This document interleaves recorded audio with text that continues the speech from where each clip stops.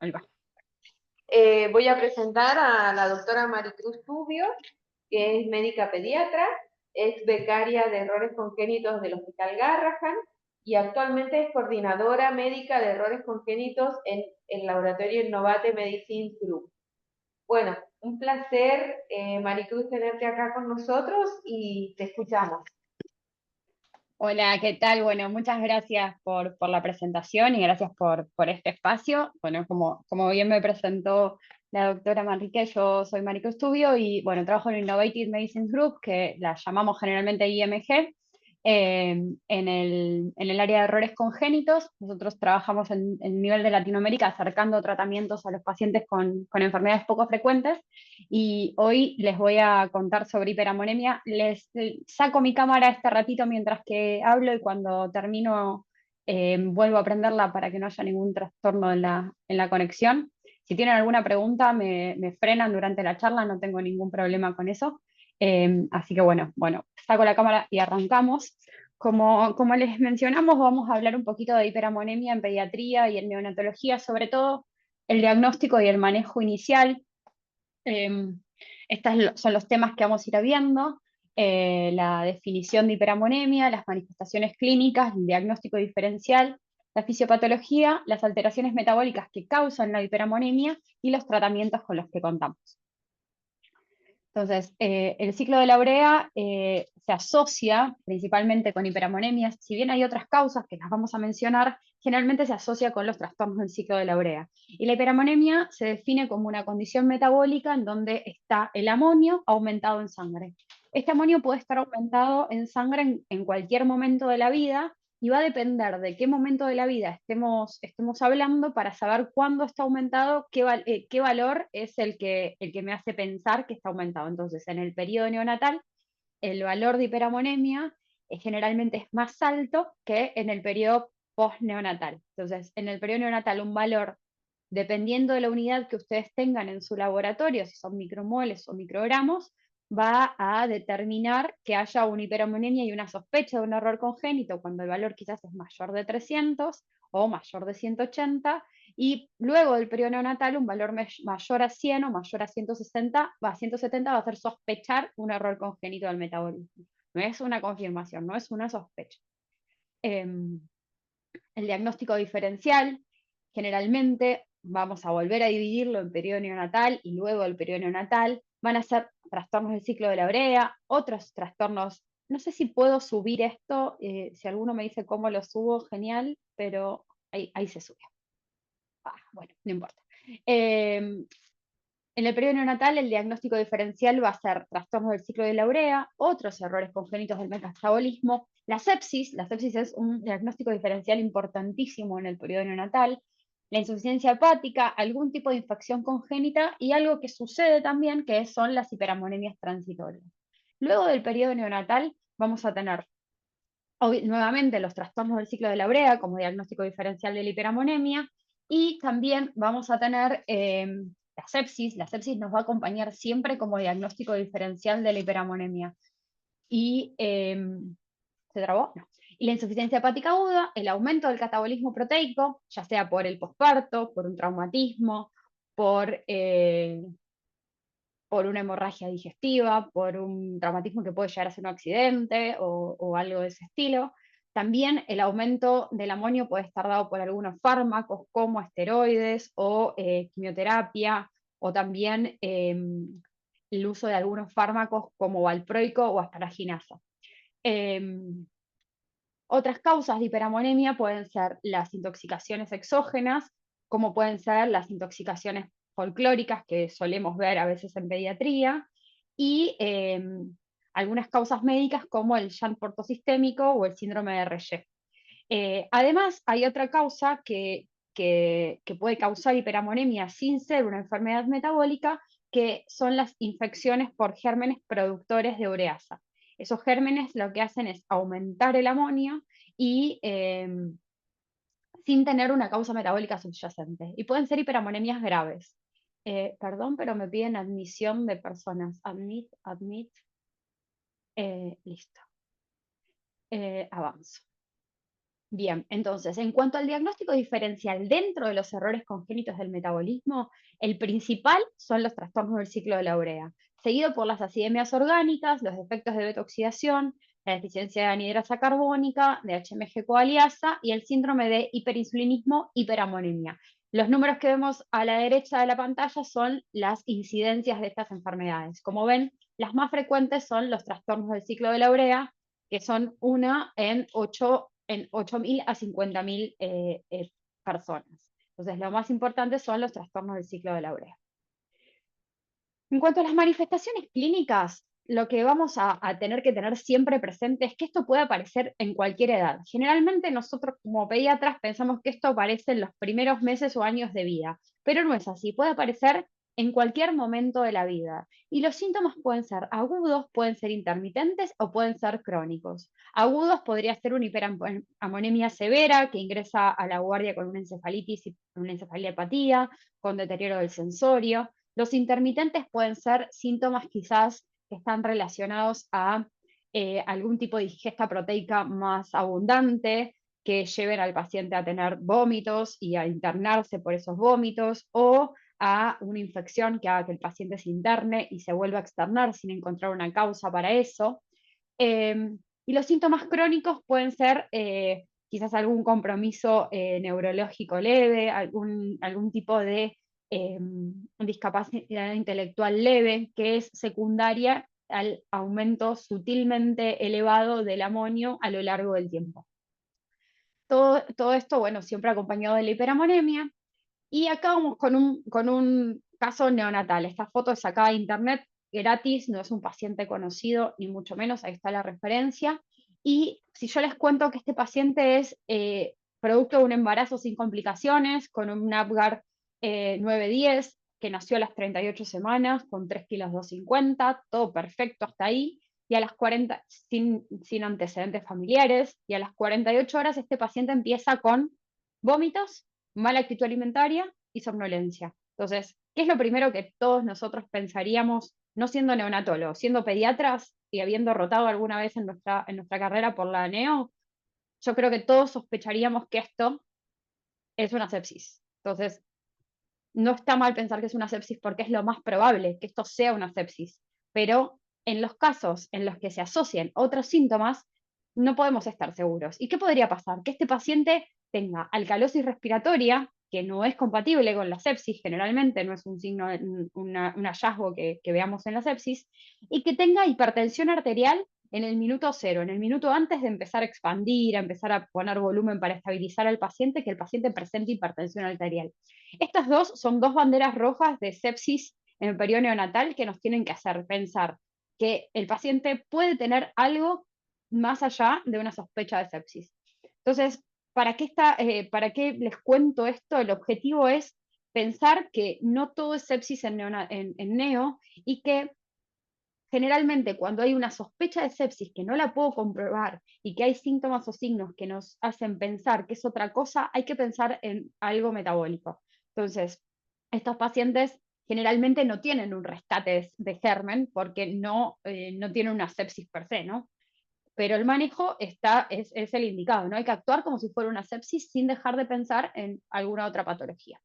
En los pacientes, bueno, menores de 30 días, como veíamos, tienen síntomas neurológicos y sobre todo vómitos, pero pueden tener todos estos síntomas, ¿no? Aparentan sanos al nacer, pueden evolucionar con una encefalopatía rápidamente progresiva asociada a vómitos y rechazos de la alimentación, con somnolencia, estupor, coma, hipotonía, convulsiones, pueden tener hipohiperventilación, hipohipertermia, como les mencioné, la alcalosis respiratoria y la hipertensión arterial son características, pero no siempre están, o sea, si la encuentro me va a aumentar la sospecha, pero no siempre van a estar presentes.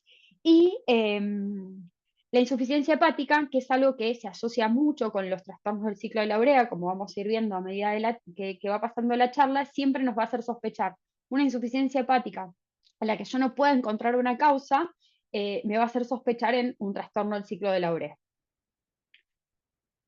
Sin tratamiento, estos pacientes evolucionan a la apnea, el edema cerebral y la muerte, por lo que el tratamiento precoz es lo más importante en estos casos. El curso clínico, para reforzar lo que les decía, es muy similar al de la sepsis. por lo que puede generar un retraso en el diagnóstico si no se inicia un tratamiento específico. Entonces es importante siempre pensarlo en paralelo, no que una cosa es otra, sino pensarlo en paralelo. En los niños, o sea, luego del periodo neonatal y en la adultez, generalmente hay ciertos gatillos que llevan a la aparición de los síntomas. Estos gatillos pueden ser situaciones que aumenten el catabolismo, como la fiebre, los vómitos, el posparto, una cirugía, un descenso muy brusco de peso, el tratamiento con esteroides o las quimioterapias, o comidas muy copiosas y muy ricas en proteínas, como puede ser comer un asado muy abundante. Y estos gatillos lo que generan son síntomas que son muy variables, muy inespecíficos y que pueden ser sutiles o episódicos y que nos hacen más difícil el diagnóstico y que esto se asocia con un retraso diagnóstico en los pacientes que tienen más de 30 días de vida.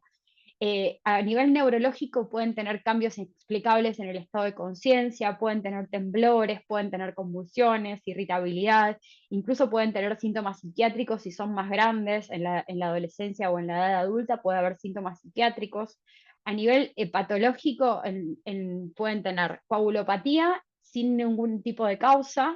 eh, por ejemplo, un paciente que ustedes lo reciben porque lo mordió un perro. Entonces le hacen un coágulo porque la mordida fue tan grande que necesitan suturarlo. Y en ese coágulo ven que está coagulopático. Entonces el chico no tenía ningún síntoma, pero se empieza a estudiar esa coagulopatía y se termina llegando al diagnóstico de un trastorno del ciclo de la urea. Y esto es un caso que yo vi mientras me formaba. Entonces puede pasar que en una circunstancia que nada tiene que ver con pensar en una enfermedad metabólica, uno encuentre algo que no le encuentra explicación y que hace empezar a sospechar una enfermedad menos frecuente que las habituales. Lo mismo que la insuficiencia hepática. La insuficiencia hepática generalmente en estos pacientes es episódica. Entonces son pacientes que se internan con insuficiencia hepática, los pacientes se los empieza a manejar como cualquier paciente que está cursando esta patología, se toman todas las medidas y quizás dentro de esas medidas es ayunarlo unos días y durante ese ayuno el paciente se recupera completamente. Y cuando vuelve a alimentarse o se va de alta y vuelve a su rutina habitual, otra vez reingresa con los mismos síntomas. Este es el caso en el que más se confunde con una intoxicación folclórica, quizás, porque parece que tomó algún tecito de algo, quizás, y uno busca si le dieron, si algún familiar, si está disponible en la casa y no encuentra una respuesta. Y cuando se sigue avanzando en los estudios, obviamente que no es la primera línea hacer estudios metabólicos, se termina llegando al diagnóstico de un trastorno del ciclo de la OBEA. Y otra cosa importante y que surge en el interrogatorio es que son pacientes que generalmente tienen por naturaleza una aversión a las proteínas. Entonces hacen dietas que son muy bajas en proteínas, sobre todo en carne, yogur, leche, no les gusta, no lo comen, son pacientes que tienen una alimentación quizás un poco restrictiva y más, y comen más quizás pues, vegetales, frutas, harinas, pero no proteínas. ¿Por qué? Porque eh, al consumirlas el niño se siente mal, entonces evita consumirlas porque le genera este malestar. Siempre estos pacientes, sobre todo los síntomas neurológicos, hay que diferenciarlos de otras patologías como las encefalitis, las intoxicaciones medicamentosas y los tumores del sistema nervioso central que pueden dar síntomas parecidos, sobre todo al área neurológica. Entonces siempre hay que diferenciar. El pensar en un error congénito del metabolismo siempre es pensar en paralelo a otras cuestiones que son más frecuentes. ¿Y por qué les menciono el embarazo y el posparto? Y quizás en esta charla que todos estamos en el área de pediatría no nos enteramos de esto, pero quizás si tenemos un paciente, sí le puede pasar a la madre de nuestro paciente, y es que hay un error congénito puntual, que es la deficiencia de ornitin transcarbamilasa, que es el déficit de OTC, que se puede poner de manifiesto en el posparto por la situación catabólica que esto acarrea, y son mujeres que quizás no tienen síntomas, pero en esta circunstancia al estar expuestas a ese nivel de estrés metabólico, empiezan con hiperamonemia y síntomas compatibles con alteraciones neurológicas. Bueno, ¿cómo avanzo ante este paciente? Entonces tengo la clínica, que ya la mencionamos en las dos etapas de la vida, ¿Qué hago? Bueno, le pido un laboratorio. Generalmente arranco por un laboratorio básico donde tengo glucemia, úrico, función renal, hepatograma, ver la CPK, ver el ionograma, ver el estado ácido base, obviamente con amonio, ¿no? Esto yo el amonio lo estoy dando por hecho que ya lo tenemos. Y otras determinaciones como un hemograma, el coagulograma, los cultivos, las imágenes, la PCR, todo lo que me haga descartar otras patologías. Y siempre tomar la muestra crítica que va a constar de amonio, láctico, cuerpos cetónicos y dos cositas más que mencionamos en la próxima diapositiva. Es sumamente importante saber cómo se procesa el amonio en el centro donde nosotros trabajamos, porque hay muchos errores preanalíticos que llevan a valores falsamente elevados, como usar un torniquete, tomar, tomar mucho tiempo en procesar la muestra o trasladar la muestra de un centro a otro cuando estos centros quedan muy lejos uno del otro. O sea, tiene que ser una muestra que llegue muy rápido de un centro al otro. Si está cruzando la calle está bien, pero si está 10 minutos en auto es lejos, y eso hace que esa muestra pueda no ser confiable porque el amonio va a ser alto por la lisis de las células, no porque el paciente tenga hiperamonemia, sino por lo que está sucediendo en la muestra que se tomó. Bien, y la otra parte de la muestra crítica que les mencioné, o sea, tenemos el ácido láctico, el amonio y los cuerpos cetónicos, y la otra muestra crítica, que es algo que ustedes tienen que tomar, pero que no es necesario procesarla en ese momento, son los aminoácidos, los ácidos orgánicos y las acilcarnitinas. Estas muestras, los aminoácidos y las acilcarnitinas, se pueden tomar en el papel de filtro que usamos para pesquisa sin ningún problema. Es la misma muestra de papel, papel secante con la gota de sangre seca puede servir. Y para los aminoácidos plasmáticos también puede servir plasma congelado. En cuanto a los ácidos orgánicos urinarios, es una muestra de orina, idealmente la primera muestra de orina que emite el paciente cuando está descompensado, también guardada y congelada.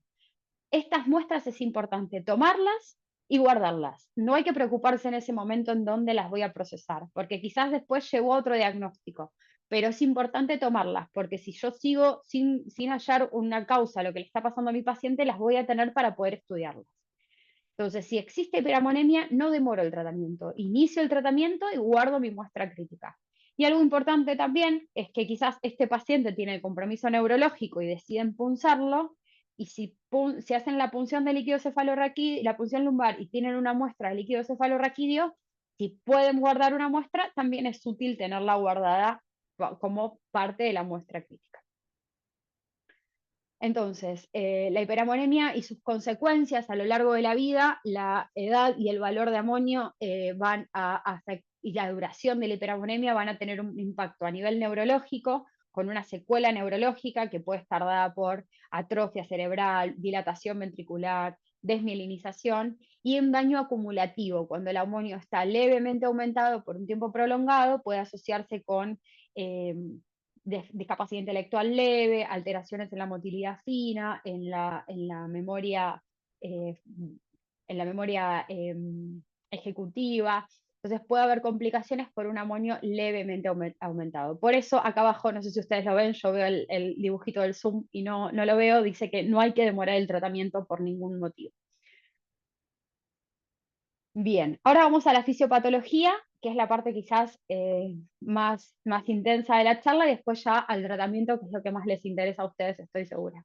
Entonces, en cuanto a la fisiopatología, los trastornos del ciclo del ureazo y las acidemias orgánicas, que son la otra causa de las hiperamonemias, las empiezo a mencionar acá, pero son la otra causa, si se acuerdan en la diapositiva del principio, era la segunda de las causas más frecuentes de hiperamonemia en contexto de errores congénitos del metabolismo, pertenecen a lo que antes se denominaba grupo 1 de los errores congénitos, en donde hay un periodo libre de enfermedad y luego comienzan los síntomas de intoxicación.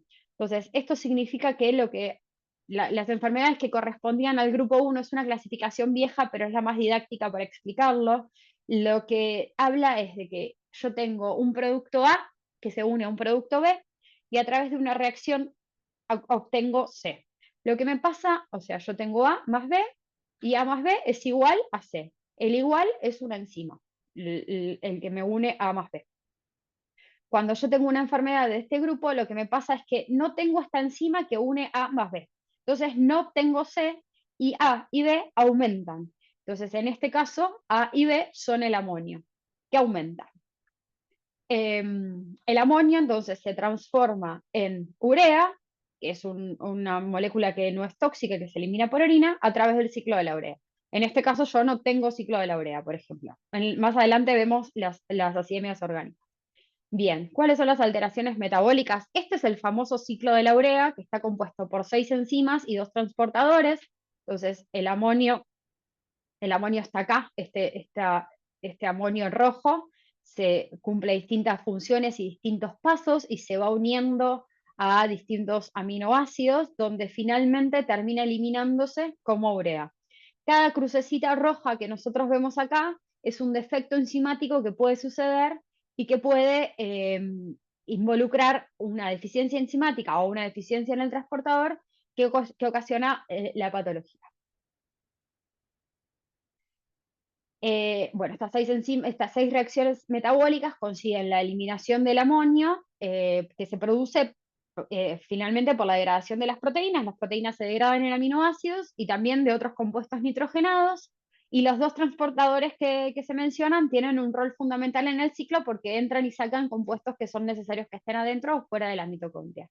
La herencia de estas enfermedades es autosómica recesiva, o sea que la mamá y el papá no tienen la enfermedad, excepto la deficiencia de OTC, las que les mencioné antes, la ornitin transcarbamilasa, en la cual está ligada al cromosoma X. Y esto quiere decir que las madres de nuestros pacientes pueden tener síntomas y la descendencia, las hijas pueden tener la variante patogénica y tener la enfermedad o pueden no tenerla. Eh, y los varones tienen formas muy severas, lo vamos a ver en breve. Entonces, vamos a mencionar todas las enzimas, no se preocupen que las vamos a pasar rápido solamente para que tengan idea de estos nombres bastante raros que existen y que ya que se está grabando la clase, si la quieren volver a ver con más tranquilidad lo puedan ver.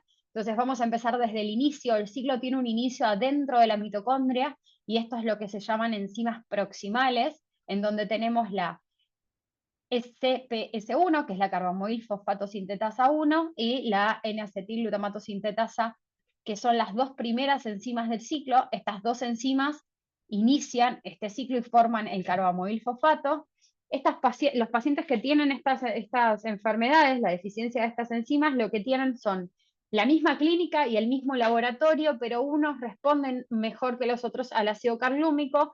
La única forma de llegar a un diagnóstico diferencial entre una u otra enzima es a través del estudio genético, el estudio molecular, y en el laboratorio lo que vamos a ver va a ser una hiperamonemia con una glutamina alta, la glutamina está acá, y la citrulina y la arginina muy bajas. Si seguimos avanzando, esta es la más frecuente de las patologías, es la deficiencia de ornitin transcarbamilasa, que es la que está acá, también es una de las enzimas intramitocondriales. Estas 3 enzimas son las que su deficiencia ocasiona hiperamonemias más severas. Cuando tengo una deficiencia de la OTC, lo que voy a tener es producción de ácido orótico, que generalmente no existe, y lo vamos a ver en los ácidos orgánicos urinarios, en la orina. Vamos a tener el aumento de la glutamina, la citrulina va a estar baja y la arginina va a estar baja. Esta enfermedad es la más frecuente dentro de los trastornos del ciclo de la urea, tiene una incidencia de 1 en 56.000, es ligada al cromosoma X, como les decía, hay muchas variantes patogénicas reportadas y tiene un amplio espectro de presentación. Generalmente en los varones tiene una forma de presentación más grave, con un inicio en el periodo neonatal que puede llegar a ser severo. También puede haber presentaciones tardías en los varones, pero lo más frecuente es que sean graves. Y en las mujeres tienen un amplio espectro de presentación, desde alteraciones de la conducta y del aprendizaje, con una aversión a las proteínas y quizás vómitos, hasta episodios de coma hiperamonémico y formas tan severas como la de los varones. Hay mujeres que son asintomáticas y que pueden manifestarse en el posparto, como les mencioné anteriormente, y las mujeres pueden ser sintomáticas generalmente cuando tienen variantes patogénicas severas que se asocian a inicio neonatal. Si uno hace el árbol genealógico de uno de estos pacientes, lo que va a detectar es que, por ejemplo, en este árbol genealógico, que es de un artículo, yo tengo mi caso índice, que es esta mujer. cuando empiezo el interrogatorio y le pregunto por antecedentes familiares, detecto que tiene 2 hermanos varones muertos con pocos días de vida, 5 días de vida. Si le pregunto por los hermanos a la madre, ella nos cuenta que tiene una hermana que falleció y tiene un hermano que falleció. Y a su vez, esa hermana que falleció tuvo un hijo que también falleció. Y si aún vamos más para atrás, encontramos que la madre de esta paciente murió a los 35 años por un stroke. Todo esto es la misma forma que cuando uno interroga a una paciente con deficiencia OTC puede detectar estos antecedentes familiares y eso es altamente sospechoso de esta patología. La deficiencia de la argininosuccínico sintetasa es la enzima que sigue y esta es la primera que tenemos en el citosol. Ya salimos de la mitocondria y estamos en el citosol. Esta enfermedad también se denomina citrulinemia, quizás la conocen con ese nombre, porque el aumento de la citrulina es muy marcado, también aumenta la glutamina y puede aparecer el orótico en la orina. ¿Y por qué es importante esta enfermedad acá en Argentina? Y es porque en San Luis, en la provincia de San Luis, hay algo que se llama variante fundadora o efecto fundador, y lo que quiere decir eso es que hay muchas familias no relacionadas que tienen la misma variante patogénica y que hace que la incidencia de esta enfermedad en esa provincia sea más alta que en el resto del país. Entonces hay un artículo, por ejemplo, que reporta estas 7 familias con todos los casos que ven circulito y raya, pacientes que murieron y que tenían la misma variante, y es por eso que es importante para nosotros en Argentina conocer que esta enfermedad existe, porque en el caso de tener un paciente con toda la clínica que vimos al principio y que viene de San Luis, podemos sospechar también que sea una citrulinemia. La siguiente enzima es la argininosuccínico liasa, que genera la acidemia argininosuccínica, y eso es la aparición del ácido argininosuccínico en orina es característico de esta patología, no existe en otra, y se caracteriza además cuando el paciente ya tiene pelo en tener esta tricorrexis nodosa, que es un pelo bastante pajoso, duro, áspero al tacto. Quizás en un bebé no se nota, pero a medida que el paciente crece se empieza a ver, y es muy característico de la arginina succínica. La deficiencia de arginasa es la distinta del trastorno de los trastornos del ciclo de la urea. ¿Por qué? Porque no siempre tiene hiperamonemia, no siempre tiene ese debut tan florido que tienen los trastornos del ciclo de la urea, y se caracteriza por tener una herencia autosómica recesiva con una incidencia de 1 en 1.000.000 y que empieza de forma variable con un predominio de trastornos motores y cognitivos que tienen una progresión a la muerte temprana, quizás en la segunda o la tercera década de la vida, que generalmente no se puede detectar con pesquisa neonatal, aunque en Argentina no la tenemos. Es una enfermedad que muchas veces no se detecta porque la arginina no está elevada en el periodo neonatal, sino que se va elevando de forma progresiva, y es este efecto acumulativo lo que hace que los pacientes tengan el compromiso neurológico. Son pacientes que tienen una paraparesia espástica evolutiva, ahora lo vemos en la diapo que sigue. El mecanismo de esta enfermedad no está asociado al amonio y que el amonio es el que causa el daño neurológico, sino que está asociado a la arginina y a los compuestos que se forman por su acumulación, que se llaman compuestos guanidínicos, y esos son los que generan la neurotoxicidad. El tratamiento actualmente es una terapia de reemplazo enzimático que se puede usar desde los 2 años de vida, más los tratamientos habituales en el caso que el paciente presente hiperamonemia, además de la dieta. Entonces, la evolución de la arginasa es un paciente que entre los 6 y 12 meses no tienen síntomas, pero sí pueden tener episodios de convulsiones, hiperamonemias cuando están presentes, no siempre, la encefalopatía cuando sí hay hiperamonemia. Estos pacientes evolucionan con espasticidad en miembros inferiores, convulsiones tónico-clónicas generalizadas, retraso generalizado del desarrollo, la aversión a las proteínas y pueden tener compromiso hepático. Con el crecimiento esta espasticidad sigue progresando y compromete las pautas motoras y las pautas cognitivas, con disminución del habla, pérdida de la marcha y pérdida del control de esfínteres, y la evolución es a la pérdida total de la deambulación y del control de esfínteres y a una discapacidad intelectual severa, que sin tratamiento evoluciona con la muerte precoz, como les denominé antes. Y en resumen, los síntomas de estas, y están aclarados acá porque son muy distintos a todo lo que hablamos antes, son pacientes que quizás son torpes cuando son muy chiquitos, evolucionan con anomalías de la marcha y alteraciones de la movilidad, y finalmente tienen incapacidad para caminar de forma independiente y mucho compromiso neurológico, sobre todo con la discapacidad intelectual, ¿no? En el neurodesarrollo. Bien, y ahora les menciono las acidemias orgánicas, que son la segunda causa dentro de los errores congénitos del metabolismo que pueden causar hiperamonemia. Son alteraciones también del metabolismo intermedio que producen acumulación de esto que se llaman ácidos orgánicos y que se pueden detectar en la orina, en los ácidos orgánicos urinarios. La mayoría de los pacientes presentan síntomas sistémicos y las más frecuentes están asociadas al metabolismo de los aminoácidos ramificados. No se asusten con esta diapositiva que vamos a mirar dos pedacitos nada más. Los aminoácidos ramificados son la valina, la isoleucina y la leucina. Estos aminoácidos están presentes en todo lo que nosotros comemos y se metabolizan por 3 vías que tienen algunos puntos en común. Por eso se asocian estos 3 a las acidemias orgánicas.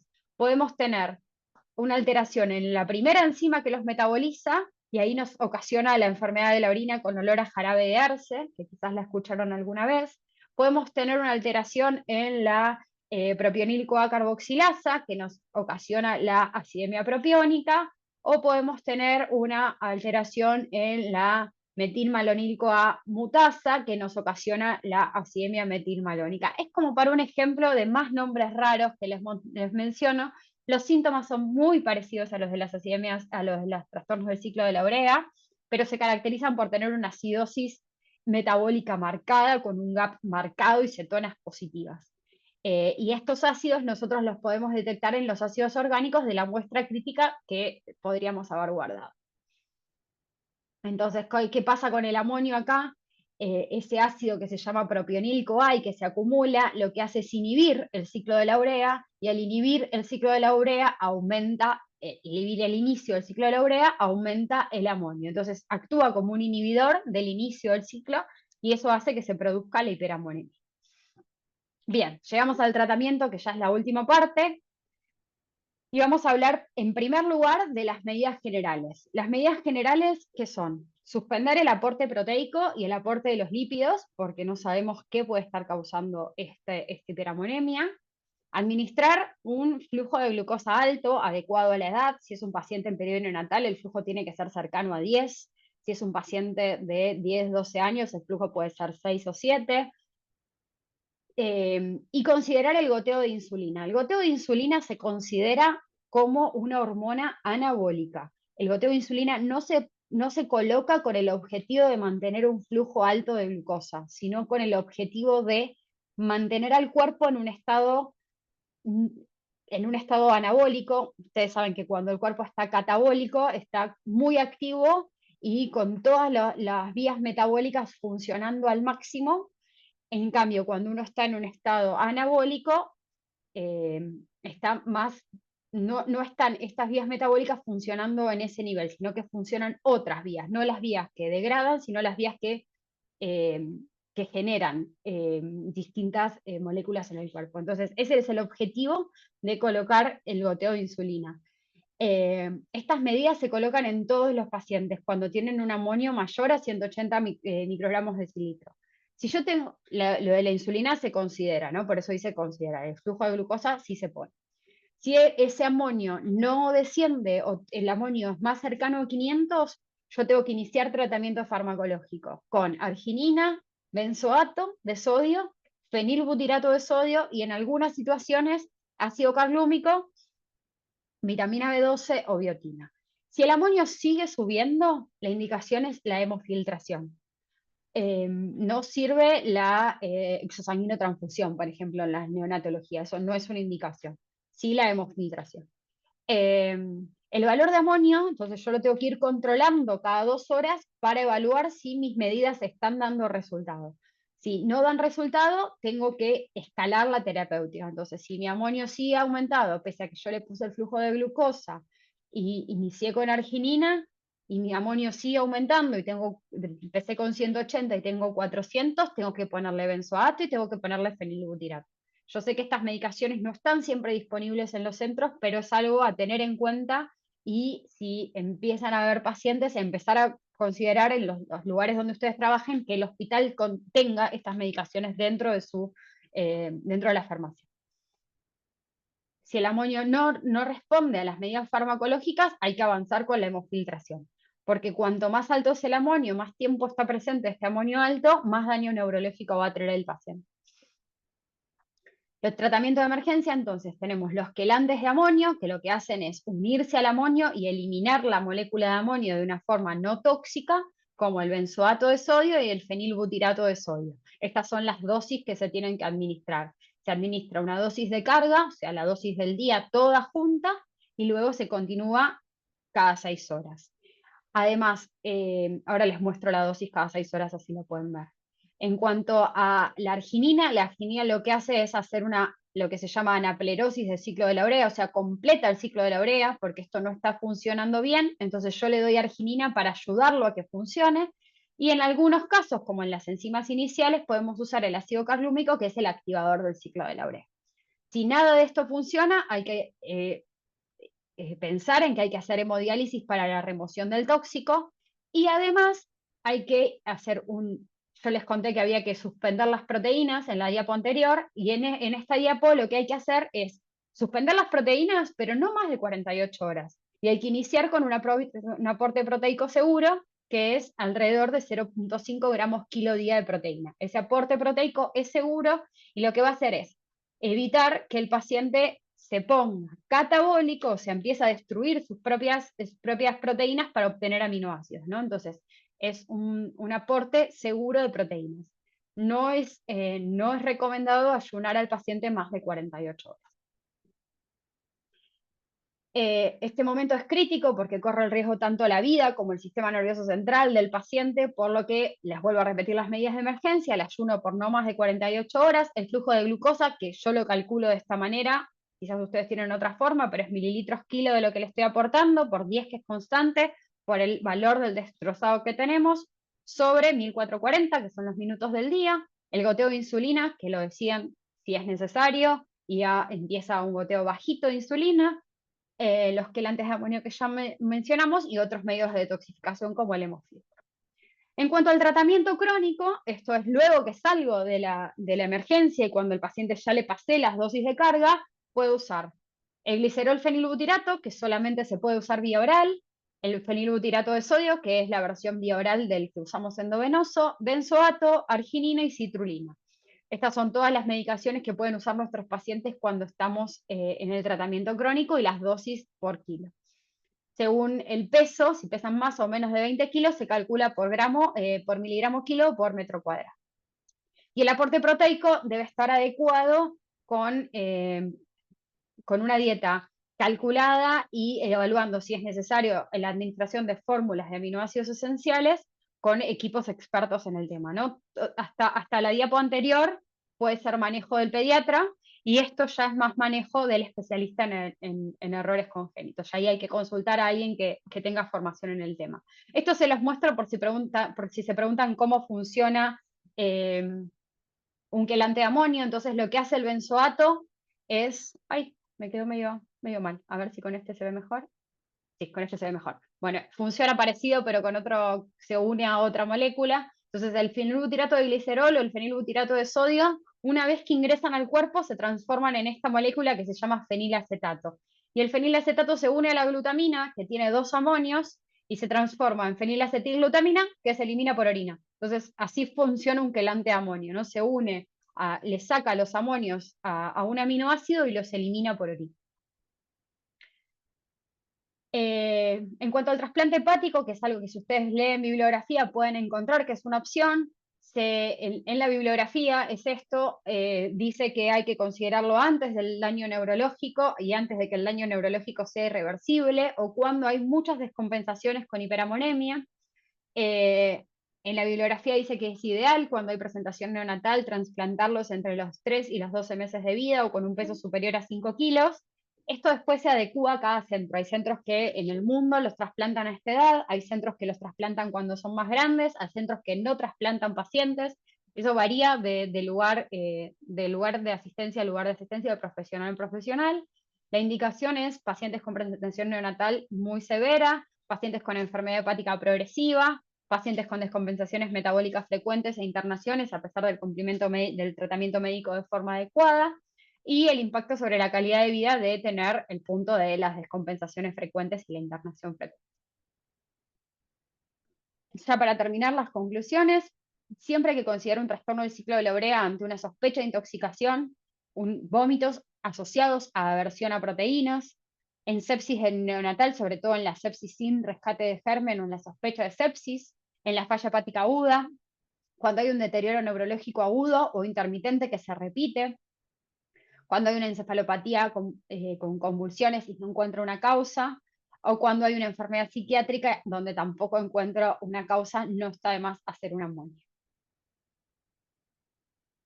Finalmente, siempre considerar en paralelo las patologías comunes, siempre prestar atención ante síntomas que persisten y son inexplicables luego de instaurado el tratamiento habitual y con laboratorios usuales normales. Esto podría ser un paciente que se interna cada vez que tiene un cuadro de vías aéreas respiratorias con fiebre y no entendemos por qué se interna, por qué se descompensa si solo tuvo un registro febril o dos.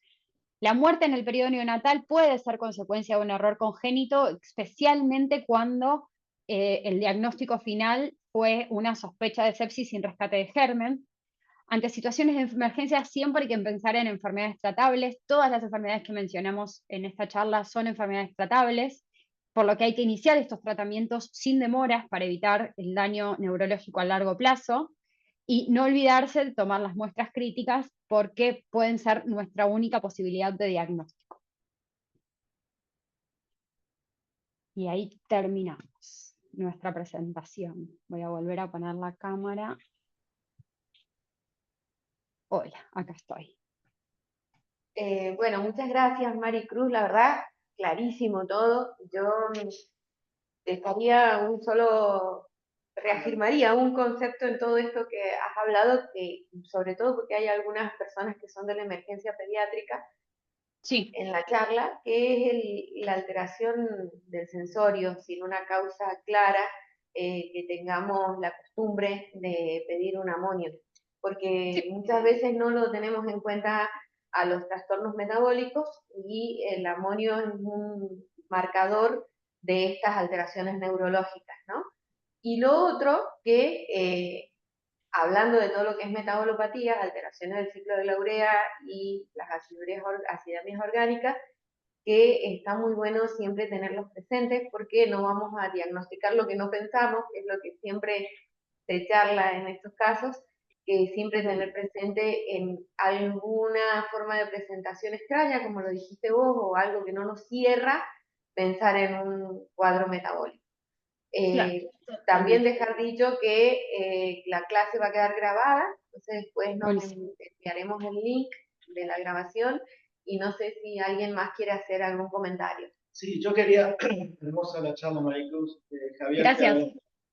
Quería preguntarte, porque dentro de los métodos de filtración, hablas de hemofiltración y hemodiálisis. Sí, ¿Cómo se lleva el amonio con el peritoneo? ¿Se puede no sé, sacar con diálisis peritoneal?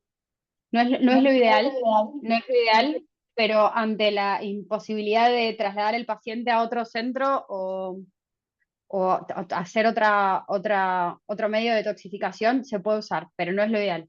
No es lo que se recomienda. No funciona del todo bien. Yo digo para los más chiquitos que a veces no tenemos las Sí, máquinas para poder claro. filtrar. Que lo que dice Entonces, la bibliografía es el hemofiltro, pero sabemos que es muy difícil en neo hacer un hemofiltro, hacer una hemofiltración que funcione y que funcione una cantidad de horas y que no haya algún problema en el sistema, que no vaya alguna alteración o que el paciente la soporte, porque no es fácil. Hay que tener equipo humano que lo sepa hacer, hay que tener el equipo que lo sepa hacer físico y es complicado. Pero la las hemofiltración quizás tubuladuras y la coagulación, es un todo, montón de cosas todo eso, que tenemos en los más chiquitos que se nos complican muchas veces. completamente, completamente. Lo ideal es tratar de usar la medicación y si eso no funciona, es la última herramienta que tenemos. No, es la última herramienta que tenemos. Incluso hay casos donde el amonio está tan alto y sabemos el daño que le va a causar a ese paciente, en donde hay que discutir si lo sometemos al paciente al hemofiltro o no. Por lo grave, por lo difícil que es hacer el procedimiento y el riesgo que corre, en un estado en donde ya está en mucho riesgo. Entonces es bastante, es bastante difícil esa decisión, pero decirte que el peritoneo no es no es lo más adecuado, Última opción. lamentablemente. Última opción. Última, sí. Si no puedes mandar al paciente a otro lado o ponerle toda la medicación que tengas disponible. Pero, pero es buena la pregunta, sí, es muy difícil en ese momento de la vida. Muchísimas gracias, No, Maricruz. por favor, Sí, por favor. bueno, estaban preguntando la doctora Florencia Suizer sobre el link de la clase, ya se la vamos a enviar apenas la tengamos nosotros. Y la verdad, hermosa la clase, nos encantó. Gracias. Bueno, gracias. Y nada más, creo que si no hay más preguntas, se da No. por terminado. Muchas Bueno, dale, gracias, buenísimo. Maricruz. Que tengas Que hermoso estés muy día. bien. Ustedes también, Gracias. muchas gracias por escucharme. Chau, chau. Chao. Chao.